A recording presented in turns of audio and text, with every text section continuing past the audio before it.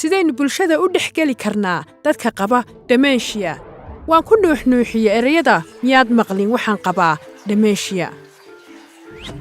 wararku dhaqso ayay u socdaan waxa aan la baafiyaa waxa qaabka loola dhaqmo qofka qaba dementia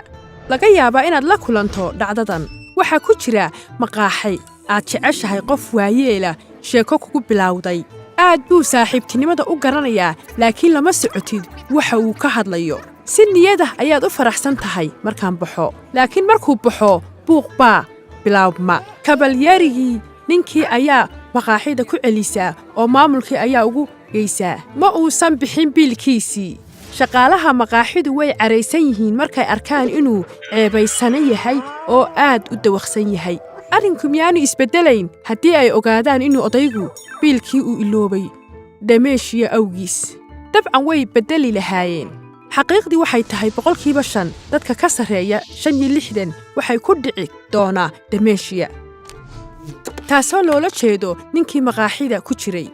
macquul inuu yahay xubin qoyskaaga mid ka mid ah saaxiibada ama adiga xitaa daqiiqada ku fikir keliya waxaad la hadlaysaa saaxiibo u sheegaysaa sheeko ay jecel yihiin laakiin aakhirkii hadalka ay kugu dhagayaan dhab ahaan magacyada waxyaalaha ma xusuusan kartid tani marar bay kugu dhacdaa isla markaana ka fikiraysaa inaad sheekaysatid ama inaad iska aamustid marxaladda oo aad u xun laakiin way ka sii dartaa maadaamay dadka kale demenshiyadu raaxa la'aan bay ku riddaa saaxiibbada qaar way ku liidan kartaa waddooyinka kugu inkira taasoo ah waxaanad rabin waxaad doonaysaa waa saaxiibbo kugula dhaqma sidii hore kugula aadaya shaleemooyin iyo dukaannada ama maqaaxiyaha aad jeceshahay meesha ay shaqaaluhu ixtiraamka leeyihiin iyo saaxiibtinimadu